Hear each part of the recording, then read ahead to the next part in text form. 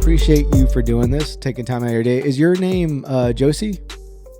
Josie, my full name is Josephine, but I've gone by Josie my whole life, so Josie is better. Josephine. That's such like a prominent name, like old school, huh? Yeah, Yeah, I was named after my grandma. It actually is like old school. yeah, that's awesome. What are you originally from America or where's your family from? They're from Germany and apparently they're also Norwegian. I didn't find that out until pretty recently, and Italy too. We're German, Italian, and Norwegian. Okay. All right. So how the hell? So, for people that don't know, your Instagram handle is the X Plant Eater. I spent a lot of time talking about kind of an animal based diet.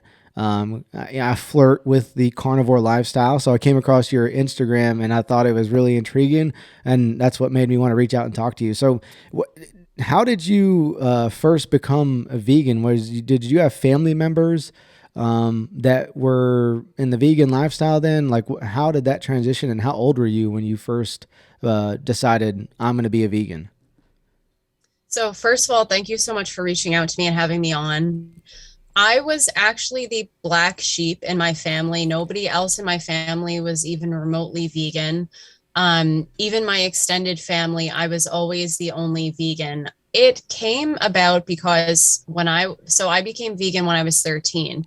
When I was 12, I had an eating disorder, and I feel like that predisposed me to wanting to find a way of eating that I thought was healthier and, would kind of keep me like I never have to worry about my weight if I ate that way. And then on top of that, I loved animals. So essentially, I had an eating disorder when I was 12. After about 6 months, I realized how much I was damaging my body. I went to the doctor with my mom, and they told me that if I didn't stop, I would die. So I stopped, luckily. But the mental health aspects and wanting to find that like perfect diet never left me. So I would say about maybe 6 months after I stopped with like the eating, like, really heavily restricting calories, I came across a PETA tent at a concert I was at, Mm. and they were handing out flyers and probably showing clips of like Earthlings at the time, because that was like the big documentary about that was, like pushing veganism.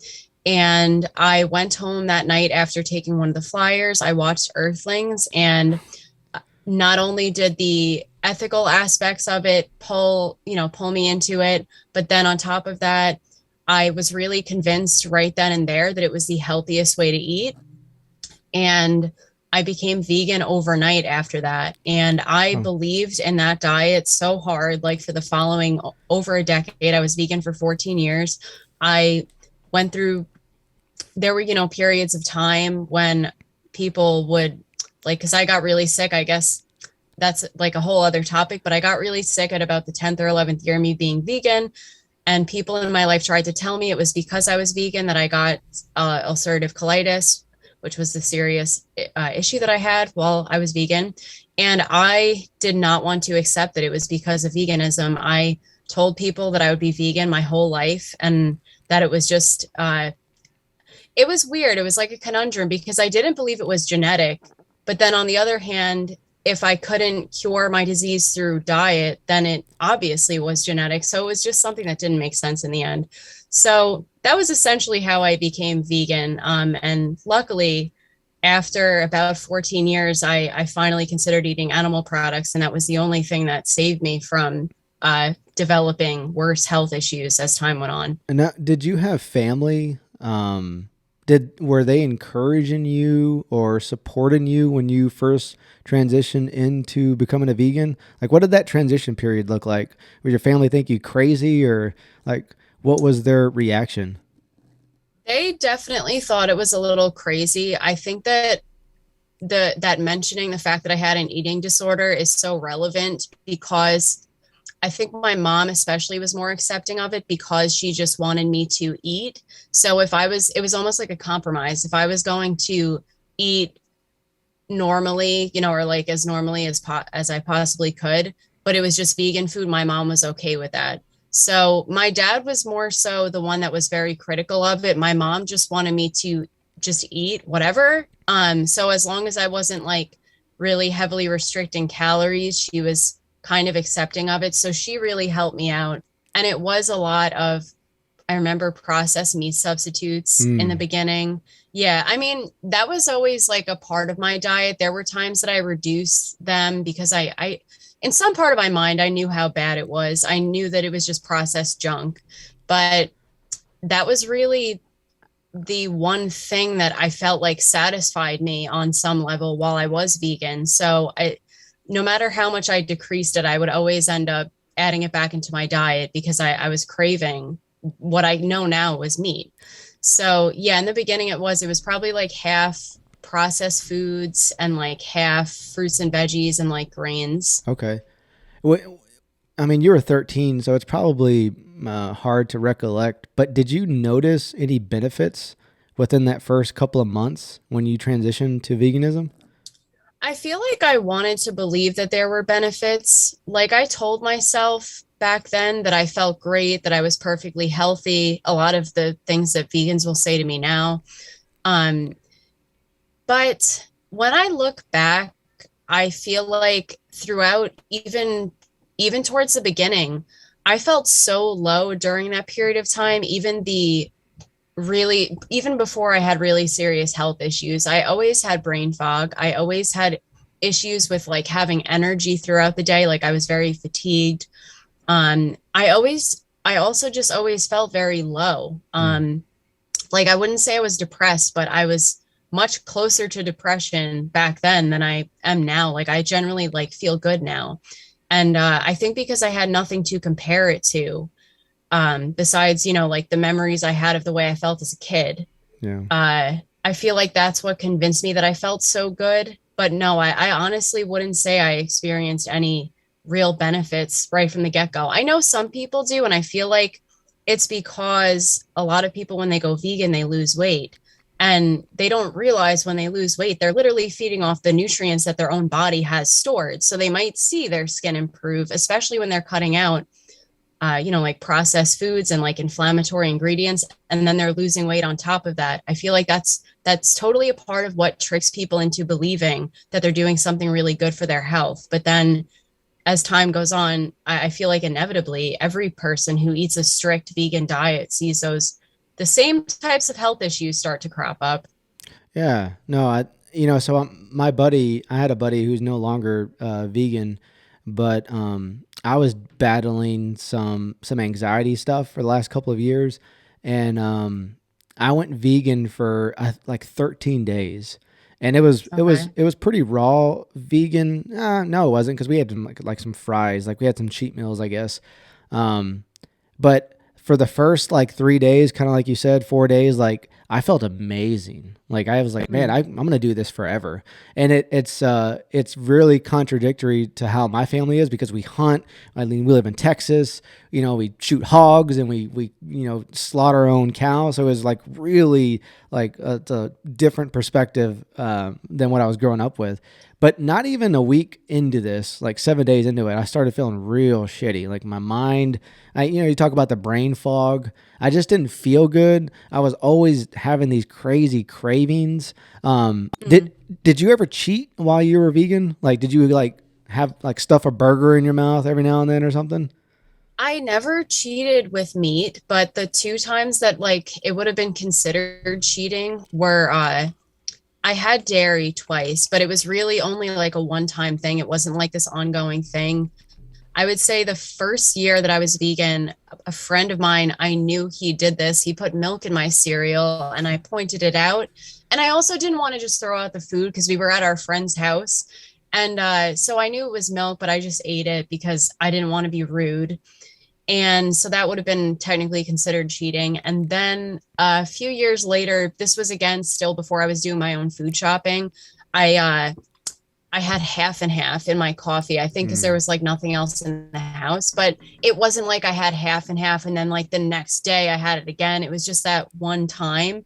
So there was never a time that I cheated like with meat that at least that I remember, like maybe on accident at some point, but I feel like because I was actually so strict and like I did it really, to the as much to the T as I could. I feel like that was why I ended up getting sick. Mm. So, what were you diagnosed with again, and what exactly is that for people that may not know?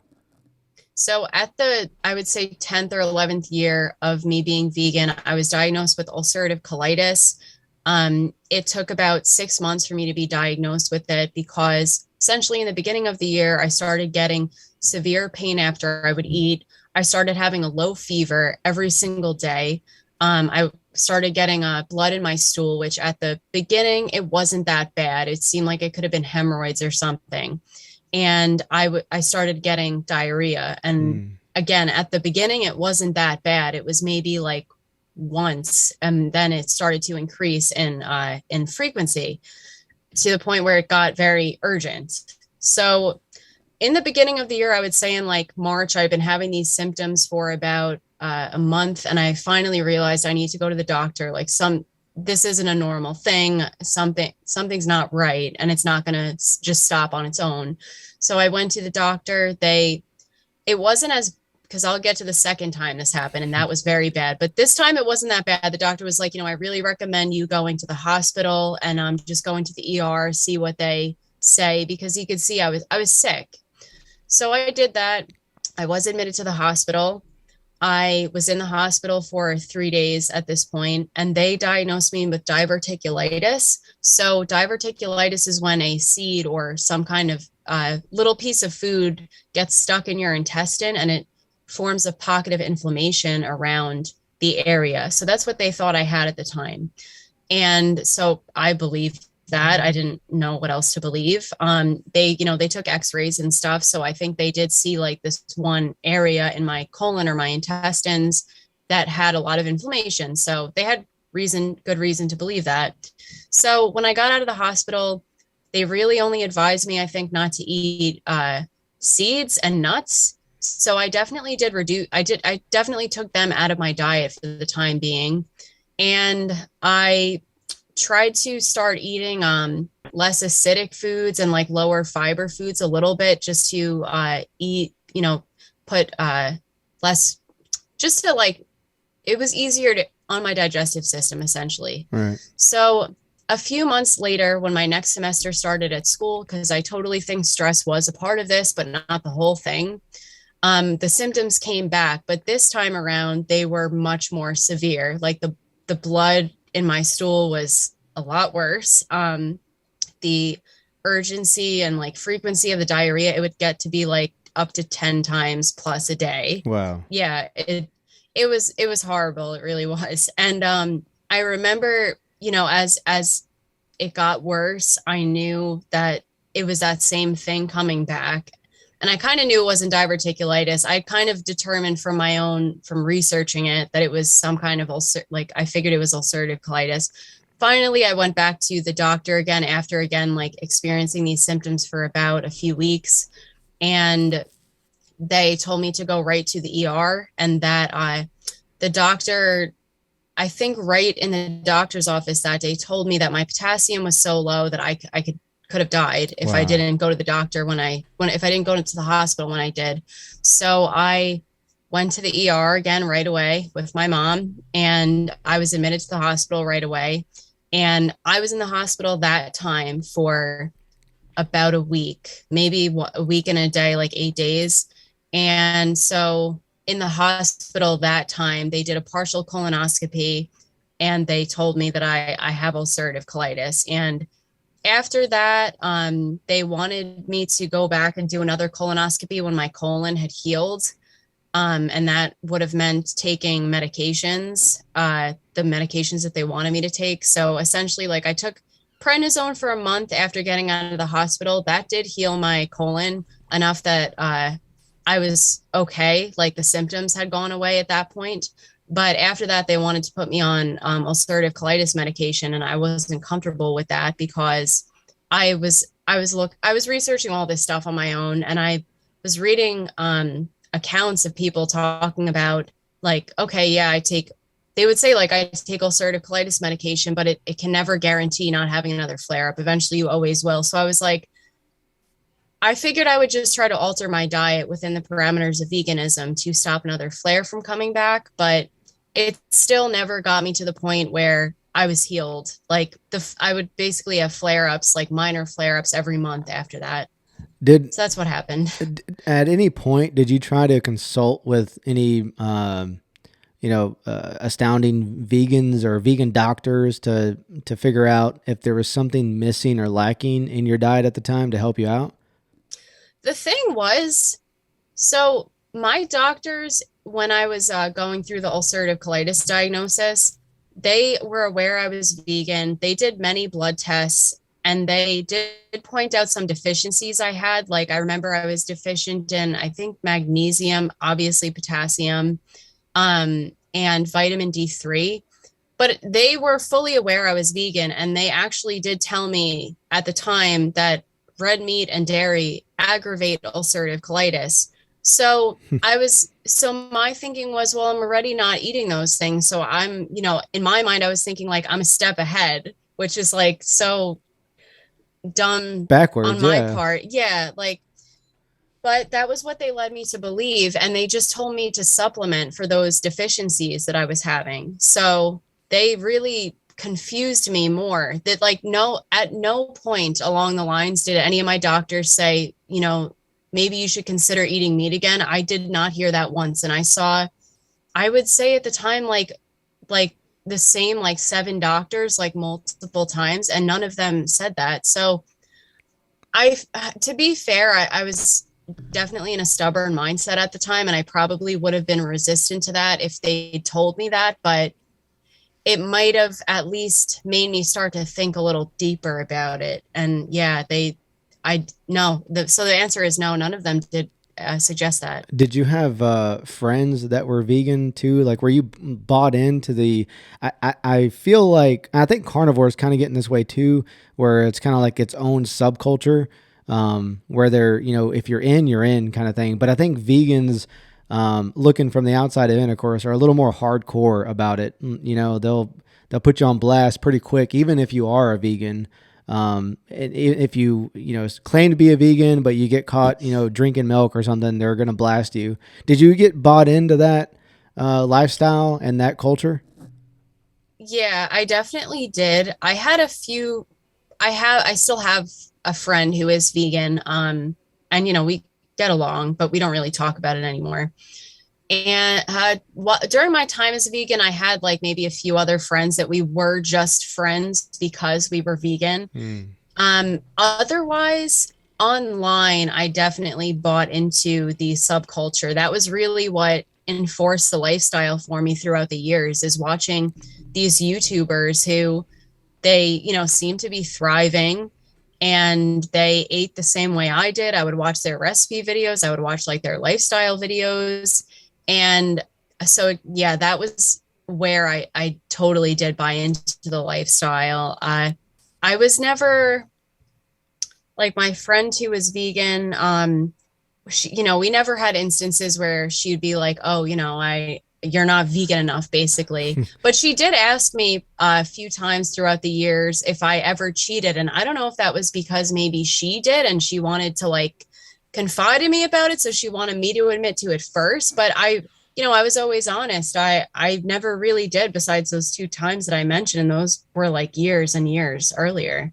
No, that's interesting.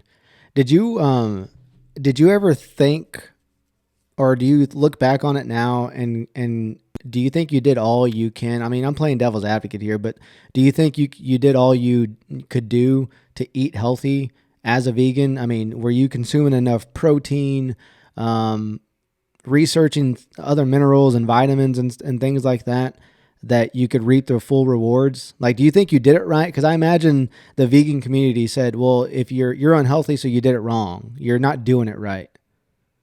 Right. Right. Yeah, I've heard that many times at this point. Yeah. I do because so I'm totally honest about the fact that yes, I was eating meat substitutes throughout most of my time as a vegan. I was eating some processed foods, but I did place a special emphasis on protein. I was eating like the, purest forms of protein powder that I could find, which I thought at the time were like pea proteins and hemp protein. So I was taking stuff like that pretty frequently. I would make smoothies a lot. And my diet did consist of a lot of fruits and vegetables still. You know, for a majority of my time as a vegan, I did believe whole grains were healthier than just, you know, like refined flour. So I was eating a lot of whole grains. I was eating rice.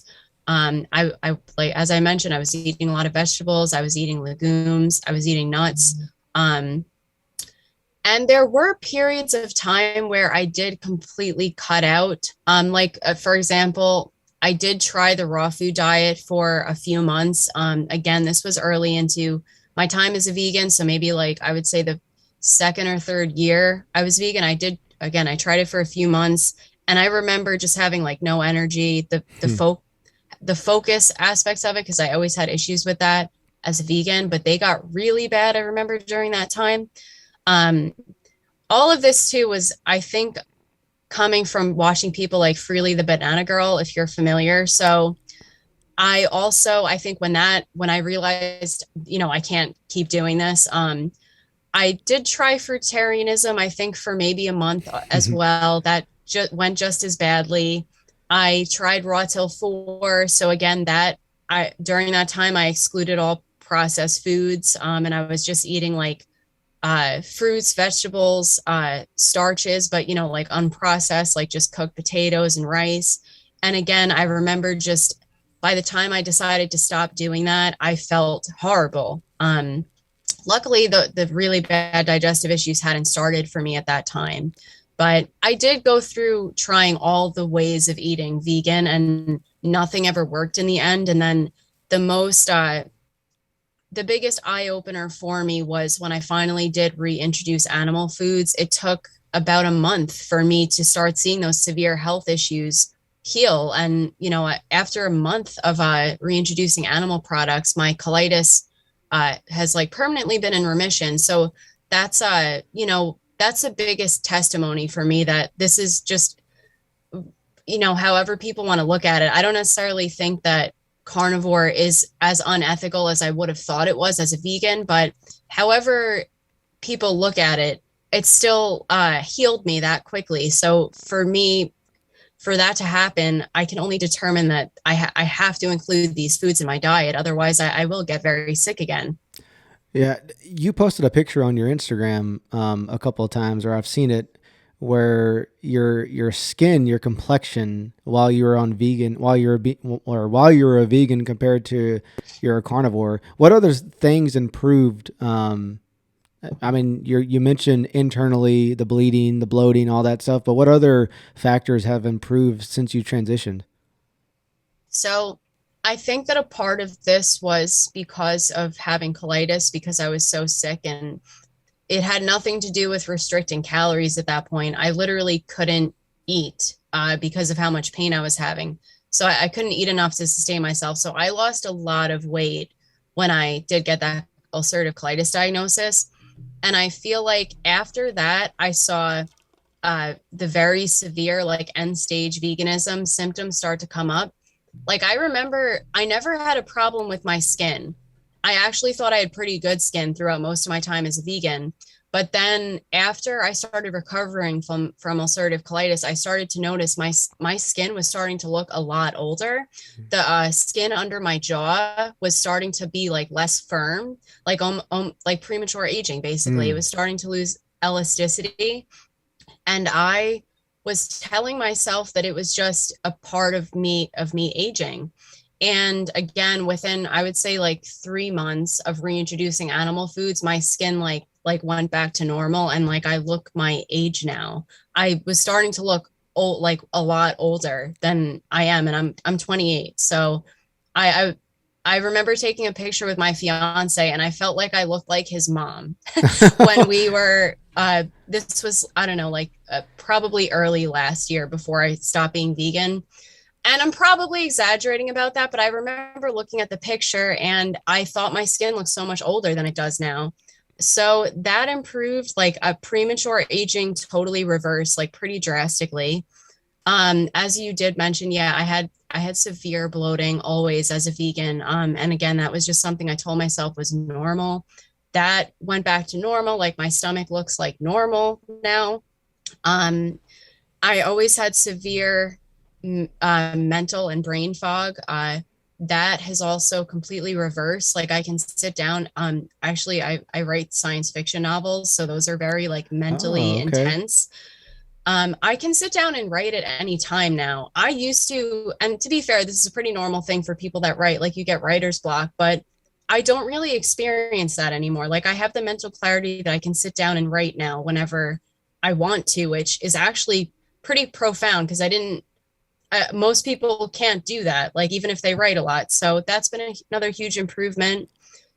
Energy also, a lot of the time when I would eat a meal as a vegan, or even when I was still including like a lot of carbs in my diet, I would have dips in energy rather than feel like energized after I would eat. It's completely the opposite now. I can have a meal and just get to what I need to get to. I don't experience any change in my energy, or I feel energized. Um, I feel like that covers a lot of them. Oh, and my oral health also improved too. Luckily, I've never been huge on like eating sweets, so I feel like that's what kept my teeth pretty healthy throughout most of my life. But I did have a tooth chip as a vegan. I Mm. never had that before. To be fair, I mean, I became vegan at 13, so I don't have a large span of time to compare it to, but I never had teeth issues before that. And then I always had really severe bleeding in my gums. And now my teeth even look less translucent now, and they feel more firm. It's weird, but they feel more firm, and I don't have my gums don't bleed anymore. So that's also been another huge improvement. Yeah, no, that's interesting about the teeth. I hear the Carnivore MD, Dr. Paul Saladino, talk about um, oral hygiene, I guess, how it improves on an animal based or carnivore diet. You mentioned that you were engaged. So were you engaged while you were vegan and then up to Yes. now? So your fiance, is he, what does his diet look like and what did he think about the transition? He was always very respectful of the fact that I was vegan. He was like open to it, when we met. So he kind of learned about it pretty quickly and adjusted. So he was never vegan. He'd eat meat occasionally, but as the years went on, because we've been together for going on 8 years. So uh by the time that but when we met, basically I was in the midst of veganism. Like it was probably at like the 7th year or so that I was vegan. So he adjusted after a few years. Like we did move in together, so we were eating basically the same diet. He'd maybe eat meat uh I don't know, once a week if like his family made it. So he was experiencing a lot of the health issues that vegans will experience. Like he definitely had insulin resistance, Hmm. um, energy levels. He had the same issues as I did. Same thing with his teeth. He had a lot of bleeding in his gums, and he had cavities and stuff. So he was basically respectful of me being vegan. He never really attributed the things that we were experiencing back to the way that we were eating. So finally, when I realized that maybe I was experiencing the colitis from veganism, I talked to him about it, and he agreed, yeah, maybe you should try. uh Initially I just had bone broth again, so he I think didn't want to be he wanted to let me make the decision on my own, because I think he knew if I felt like he was the one that talked me into it, I might be like resentful, which like there was no issue of that. I never felt that way, but I think that was his thinking at the time. So I tried bone broth, and at the same time we were watching a lot of ex-vegan videos, and like we were starting to find carnivore people on YouTube. So we kind of learned about it at the same time. And by the time that we started reintroducing meat pretty heavily in our diet, he was on board with it. And he actually eats the same diet that I do now. And he's had the same, not exact, he never had digestive issues. So there are some subtle differences in the way that our health has improved, but he's experienced a lot of the same improvements as I have, like energy, skin. His body composition also changed. Like he lost a lot of weight. I differ from him in that sense because I didn't really have a lot of weight to lose. So we've both seen improvements, some the same, some a little different. What is your I guess because you went from like 0 to 100, like you went from one side of the spectrum to the other side of the spectrum. Do you ever kind of doubt yourself on that? Um, do you ever question, am I doing the right thing? Um, Yeah, and how do you, totally. I mean, how do you work through that?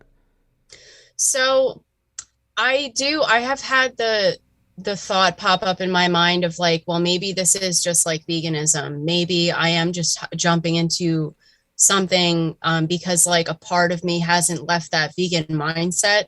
So that has been a whole aspect of it, but at the same time, when those doubts come in, I know that the way that I'm eating now is to keep my colitis in remission. And I would never tell anybody at this point, I'm going to be carnivore forever and I'm never going to introduce anything back into my diet because I know how, how I changed, like how I changed as a vegan. And I know I could do that again if I realize something else might be better.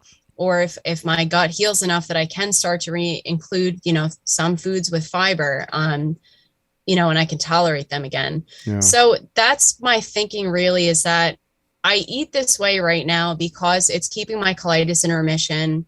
It's improved, I would say, like every health issue I was experiencing. And it's also given me mental clarity. It's reduced my anxiety and it gives me sustained like level energy levels. So yes, I get those doubts, but when I rationalize it and I see what's improved for myself, I know why I'm eating this way. But, again, going back to what I said before, I would never sit here and say I will never change my diet again. There's a good chance I probably will eventually. Right. Who was the first person that intrigued your interest on the carnivore diet? You said you were watching on YouTube. Who was kind of that first person for you?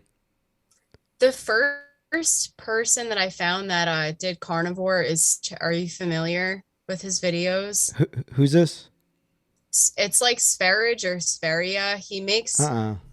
He makes a lot of like anti-vegan videos. So that was how I Mm. found him because he'll take vegan what I eat in a days and review their diet. And I actually started watching those first. And those I found to be very insightful because I actually did learn a lot about nutrition from him. But then inevitably, from watching his channel, I started to see how he himself eats. And I couldn't do this, but he eats like raw meat and fruit. Ah, okay. I am not interested in that, but the more that he talked about diet, the more that I found it crazy at first, but the more it made sense. And especially when he mentioned things having to do with bioavailability, when it comes to certain nutrients in meat versus in plants, things like that started to make a lot of sense to me. He also has a whole series on his YouTube channel called The Epitome of Malnourishment. Mm. And he doesn't even have to speak in these videos. He takes clips of vegans and he just splices them together. And the degeneration that you can see, like, because he'll take a video of somebody when they went vegan and then put it right. And then, after that clip, put them like 5 years later. And you can just see the cognitive decline. Yeah. That was, I think, what woke me up more than anything. I did find those videos after I'd already decided to stop being vegan. But when I found those videos and I could see myself in these people, it was very disturbing, and it really enforced for me that I was doing the right thing. So from his channel, I actually found Steak and Butter Gal. I don't know Yeah. if you're familiar. Yeah, Yep. I love her channel. He did a review on her diet, and he was actually not very nice about it, which I look back on that video now and I'm like, when it comes to people that are like trying to do the same thing as you, I don't understand being like so critical of Yeah. them. Right. So ironically, even though he kind of had a very negative take on her way of eating, which again makes no sense, I guess, because she eats cooked food and he eats raw. Mm. But I found her from his channel and I started like binge watching her YouTube videos. And she was really she was like the gateway into me finding the carnivore community. Because after I found her, I found Ken Berry. I probably found Carnivore MD around that time. I found Lily Kane, Oh And yeah. I found like a lot of the like main people, and they were that was really when I realized, okay, these people seem very level-headed. They've experienced a lot of the health benefits that I'm looking for in my diet. So maybe I, you know, I can try it. And that, yeah, that was what gave me the confidence. What was the first meal? So you mentioned your transition. You started having bone broth, but what was the first, um, I guess, carnivore meal that you had when you were transitioning away from veganism? I think the first thing was shrimp or Oh, eggs. I probably did have eggs first. And I remember I think I probably was still using vegan butter at the time, because I thought dairy, it took a while for me to realize dairy wasn't that bad too. But I probably made eggs with vegan butter, which is like so ironic. But yeah, I uh I think because I introduced food so slowly, I didn't have that like moment where my brain turned on where, a lot of ex-vegans will say that, but I did notice the improvements in my health throughout time, so I knew what I was eating was definitely working. yeah. Well, so how about the digestion? We talked to. Do you know who Dr. Lisa Weidman is? No, but I saw a part of the video because I know you sent it when we talked on Instagram, so I Yeah, watched a little bit of it. yeah, yeah. But I'm not fully familiar with her. No, she's great. So I think she's an eye doctor, I think, by trade, but she's been a carnivore for I don't know, 13, 14 years. Wow. Um Okay. so we I think a question on that podcast that me and my buddy did was, how does your poop look compared to on meat? And for me personally, like I don't when I was eating, the standard, I'm using air quotes here, but the standard American diet, I had to take a crap like 3 times a day. Okay. And now, or maybe 4 times a day. I mean, it was a lot, but now it's like once or twice, and I'm good. Do you experience the same thing? Yeah, I think my digestive system is still healing from colitis. It's improved immensely, but I still do experience diarrhea every once in a while Mm, and constipation. But overall, my digestive system is almost back to how I remember it being before I ever started messing with my body, like with the eating disorder and then with veganism. So it's going mostly back to normal. If anything, it's like once a day for me okay. now, which is a complete 180 from how I was as a vegan. I was more like it when I had colitis, it was like up to 10 times a day, but normally it was maybe like twice or three times. Dang. Do you drown yourself in the thought of like what type of meat to get? Or is it just you go to Walmart and you get the meat at Walmart, or do you kind of concentrate on locally raised, organic, non antibiotic meat? I try to buy pasture raised and grass fed as much as I can, but I got to the point where I was getting a little stressed out about it because it's expensive Yeah. and I am on a budget. So I try to buy that stuff whenever I can, especially if I see that like say like grass-fed steak is on sale, then I'll buy it. But otherwise I do focus on just unprocessed meat. Uh and you know, I just accept that that's how I have to eat right now because I don't have all the money in the world to buy only grass-fed and pasture raised and organic. Yeah. Do you have you heard of the book Eat for Your Blood Type? No, Okay. but I've heard of the blood type diet. Yeah, okay, so it's the same thing. Do you know what your blood type is? I've had so many people ask me that. I wish I could remember because I was so no, the answer is no. I was definitely told my blood type when I went through the ulcerative colitis diagnosis, but I just like I have to call my doctor and find out because I'm sure they have it on file, but I cannot remember unfortunately. It's a so you can there's a test that you can buy off of Amazon that's like pretty reputable. It's like $10 or something, or $7 even. And Okay. you can do your check your blood type that way. We did another podcast with a guy named Taylor Collins, I think is his name, and he owns a ranch in Fredericksburg, Texas. It's called Rome Ranch, and they raise bison. Well, they raise everything there, but what they're really known for is raising bison. And his wife, him and his wife, before they went on to this venture of becoming farmers, they were vegans. And his wife was, I think he said, a triathlete, and Wow. into being a vegan, X amount of years, she started having all these health issues. Similar, I think I've heard like similar cases. Exactly what you're saying about the bleeding, the bloating, the skin stuff. There's another person named Joanne Ozog. Do you know her? She's like a No. carnivore person too. I'll send you her page. Okay. But anyway, so she was having all these health issues, and so they were like, well, then we're gonna, we're vegan, but we're gonna go raw vegan. And then her symptoms got worse. So they went to a lot of doctors, and I think they ended up at a shaman or something like, pretty off the wall. And that Hmm. guy was like, y'all need to start eating meat. Like Oh, wow. that's the problem. Like you need to start eating meat. And he recommended the blood type book, or Eat for Your Blood Type, and it Okay. totally revolutionized the way they thought. And now they went from vegan to owning this ranch, raising Mm. bison, and now there's no more health issues. So it's just number of people that are talking about this on Instagram and social media. There's got to be something to it, but I'm worried that it's going to be kind of bastardized, like kind of how veganism is, because it's getting kind of like too big. Are you worried about the same? To a degree, like I definitely think that it's important for everybody, like say in this community, to not be dogmatic about it.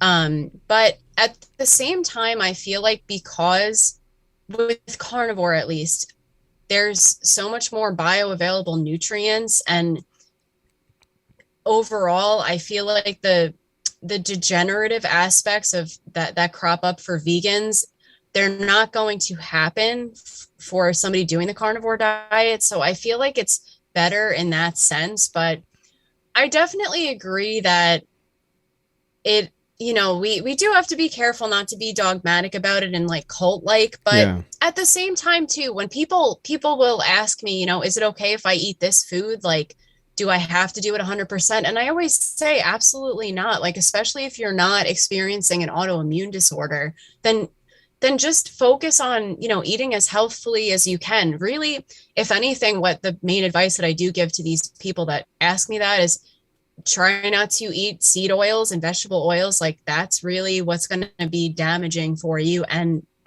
like processed carbs, like at Yeah. least like if you want to do better, get those things out of your diet. No, absolutely. I agree, especially about the seed oils. I annoy the shit out of my family talking about seed oils and like the keywords, right? The linoleic acid and all the words that, Carnivore MD uses. I walk around the house like talking that way. Um, what other ways have you tried to optimize your health? Because now you're feeling great. Um, are you into like saunas and cold plunges and working out? Are you starting to explore other ways to optimize your health? I am. So I have a consistent workout routine that actually hasn't really changed too much since I was vegan, but I do. I focus a lot on cardio because I have a stationary bike and I honestly love it. It's like it takes a lot of my stress away and it's just easy. And I do some strength training. I've seen a lot more progress with strength training since I stopped being vegan. So that's been a huge improvement. I've been starting to do little things like things that I haven't even heard other people talk about, but I've taken like natural flavorings out of my diet because I Mm. noticed, say, like if I had coffee or seltzer that had natural flavoring in it, it would cause a little bit of it caused me to feel a little off. So I did take those out. If I have coffee now, I buy unflavored coffee. Seltzer too, I try to just buy like carbonated mineral water with no flavoring in it. Um, I've definitely, even just like very simple things, I go to bed a lot earlier now than I used to. I get a lot more sleep on a daily basis. And that's a part of it is because I can fall asleep so much easier. But in terms of the other like more like biohacking stuff, I haven't really started to get into that just because I haven't even like really explored it yet. Cause I know a lot of people do like cold plunges and Yeah. sauna, like you mentioned. Yeah, it's almost too much to deal with. Like if you, Yeah. it's like the eating healthy, the working out, the cold plunging is like when like it's hard to keep up with this shit sometimes. Yeah, totally. Totally. What? So you mentioned you were an author. Do you have books that have been published? Yeah, so I always wanted to be an author as a kid. But I I published my book in 2017. I think I did self-publish it because I didn't want anybody to have any say over what I wrote in it. I wanted to do everything myself. So I I could have tried to do the traditional publishing route, but I just didn't. And yeah, so I've self-published one science fiction book. It's called Finding a Never. It's about like I don't know if you want me to get into the Yeah, no, synopsis, but yeah. absolutely. Yeah. Let's hear it. Okay. Cool. So it's about a 17-year-old girl who she's had visions her whole life, but she can only see the present and the past. So she goes and she has to stay with her mean older sister for while her parents go away during her summer vacation. And while she's staying with her sister, she comes across this necklace in her dresser in her room and she touches it and she has a vision of herself when she was a kid with this man and he's interviewing her. And essentially, she wakes up from the vision and she has no recollection of this experience ever happening.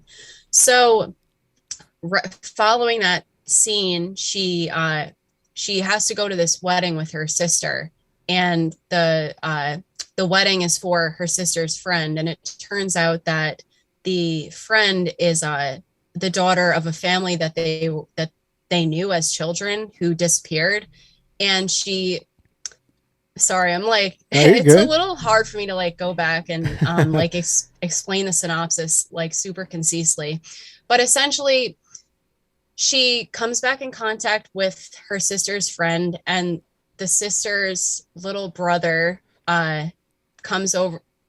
I'm like totally explaining this so bad. She You're comes good. back in contact with the son, basically, and he looks just like the man that was in her vision. So she's super freaked Ah, out. okay. And she develops a connection with him and they like each other, but she's very confused about why he looks like the man that was in her vision. And so, without giving too much away about the plot, he ends up a very valued possession of his goes missing, and she wants to help him find it using her ability. But all of these secrets start to come out about their families and about why his family disappeared when they were children. So she's very conflicted because she's like, I really like you. I want to help you find this, but there's some issues about why I can't help you. That's basically what it's about. How long did it take you to write it? It took me, I actually wrote it like right after I started recovering from ulcerative colitis, so I had to take an extended leave from my job. So it took me about 4 months to write. I had written a really bad manuscript when I was 13, so that was basically the premise of the book is what I drew on when I started rewriting it in like 2017. And yeah, it took me 4 months and then like another 2 months to edit. And I published it, I think, in like the following year, like early the following year. That's awesome. So like you can people get it off of like Amazon or some other website? Yeah, they can. So it's on Amazon. You could buy it paperback and buy it in Kindle. And then you can buy it from Barnes and Noble also. That's cool. I usually have a copy of it like on my desk, but I guess I Yeah, I'd did like move to. it. I'll have to put in like an image on the screen here after or during editing. Oh, Um, totally. no, that's really Um, cool. So, what other books are you said you're writing right now? What else are you working on? I'm working on the sequel. Okay, So it ends on a cliffhanger again without giving a lot away, but I actually wrote the entire sequel last year and I was gonna publish it like after editing it for a few months and I realized it needed some work. So I'm going back and like editing it and honestly like changing a lot of the books. So I don't know when it's gonna be done.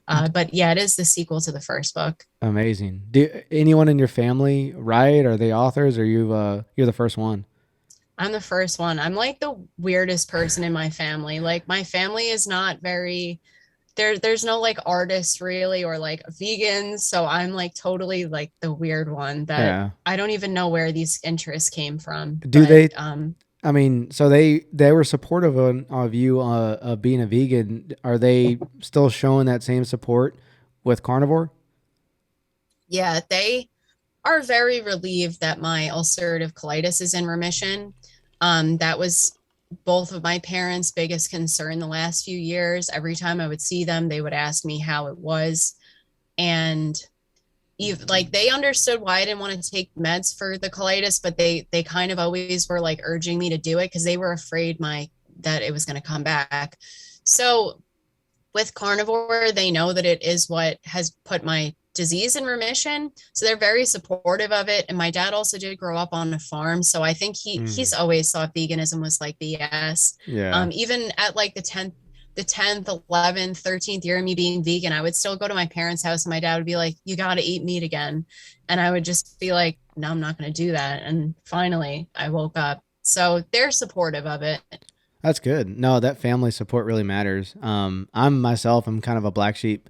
I'm not full carnivore. I eat avocados and potatoes and fruit, but it's still a lot different than what my family eats on a day to day basis. You know, the rice and the beans and just a lot of bread and stuff like that. So, you know, eating the way we eat with a lot of meat being the main portion of the meal is just like, what the hell are you doing? You're a freaking weirdo, you know?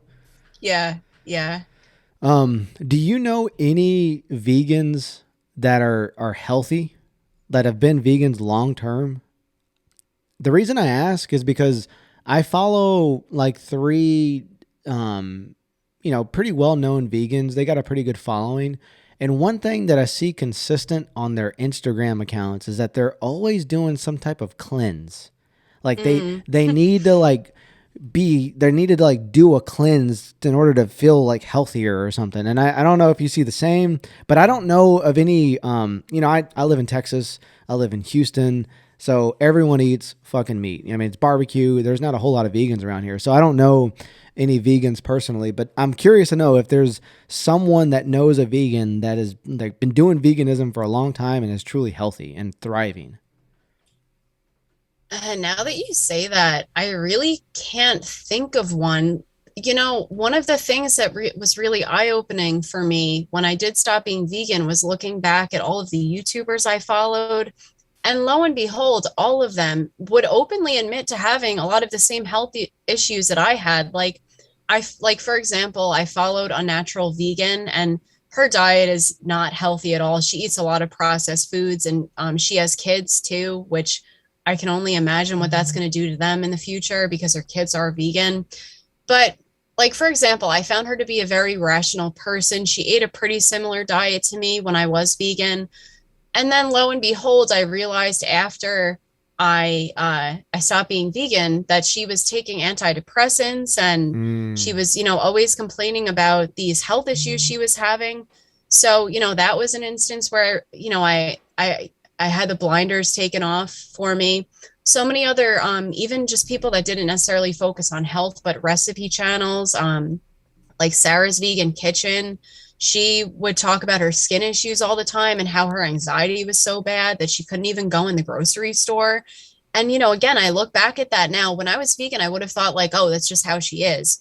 But now I can see from comparing the way that I felt as a vegan to now that it's totally diet induced. right. And even the one friend that I still do have that's vegan, without like saying too much detail about her, but she has a lot of the same health issues that I did when I was vegan. So personally, I really can't think of one that doesn't have at least one of those health issues that, you end up getting. Even Freely the Banana Girl, I would have used her as like a shining example of veganism years ago. But if you look at her now, she's experienced so much premature aging. She won't even show her face in videos anymore. Like it's very rare that she does.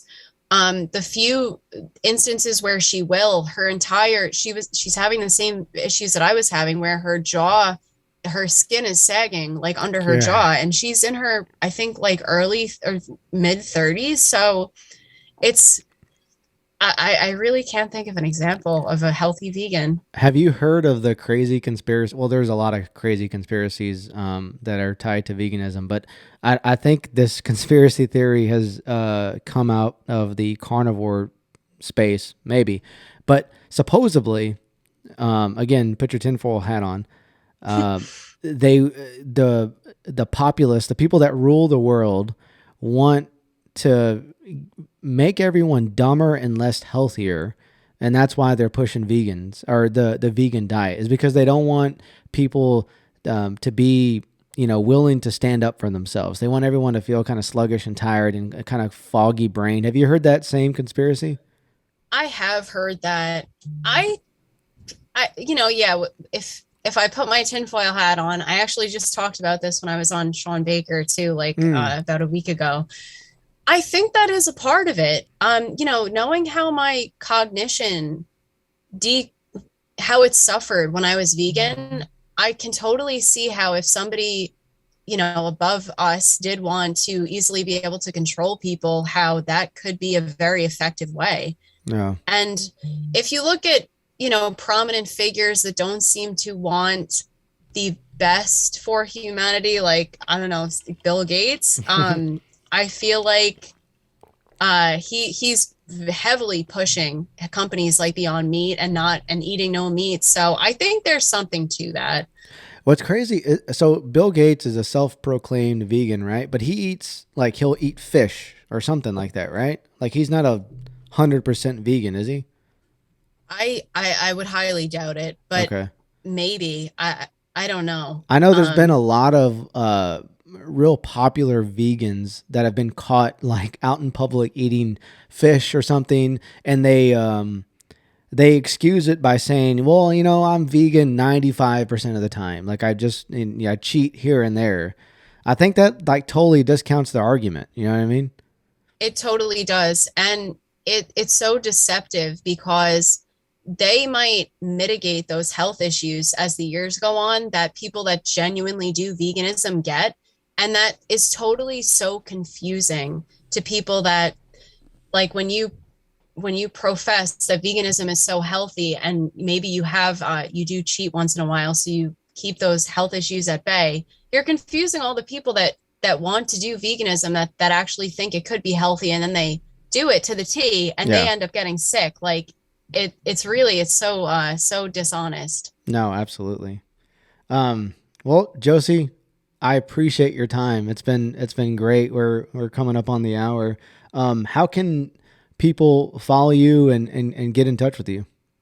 The best way to follow me where I post the most is my Instagram, the Explant Eater. And then I do have a YouTube channel also. I actually think I'm going to be uploading a video today, but it's Perfect. been a little bit. So I'm not on there as often, but I do have a YouTube channel also. I post a lot of what I eat in a days and sometimes like videos about certain topics. So those are the two main places. Is it weird? So I imagine if you're making your videos, like you're recording yourself, is it weird like talking to the camera? Are you getting used to that? Because that's like a new skill, right? Yeah, it was, I think because I had another YouTube channel that I started, I don't know, like 2 years ago, I got kind of used to it. But at first, it was totally weird. I would start talking and then just like totally lose my confidence and have to start over and over and over again. Yeah. But I think that the fact that I had another channel already and I had a little bit of experience made it a lot easier. But yeah, it's totally weird. It's like kind of narcissistic in a way. It is. Like it very much is. Even like doing podcasts, like but it's fun talking to people like you, and you don't realize how many people you help. So I post my running and my workouts on my Instagram a lot, and it's mostly to keep myself accountable. Like I feel like I need to do that because Mm, there's like someone, aka like the other side of me, is like, if I don't do it, then if I don't post it, then you really didn't do it. If you didn't do it, you can't prove that this is my proof that I did it, for myself. But I right. didn't. I stopped running for a while, and a coworker who I'm not really even close with at work was asking like, "Hey, are you still running?" And I didn't even Oh, know this wow. this person even like followed my stuff. Right. So you just never know who you're impacting with your stuff on social media. And I'm sure there's some vegans that follow you that want to make the transition, but they're probably so consumed in the culture that they don't want to, be a flip flopper, or they don't want to get hated on. But you're helping people and you don't even realize it. Yeah, thank you. I that reminded me, every once in a while I do see somebody that has a username that it's definitely indicative of the fact that they're vegan, and that I see that they followed me and I'm like, ooh, I see you. I got my eye on you. Well, it's been fun, Josie. It's Josie, right? Josie. Yeah. Okay, Yep. perfect. Well, it's been fun. I'll reach out whenever this podcast becomes available. Perfect. Yeah, thank you so again for having me on, and I'll definitely post about it too when it's out.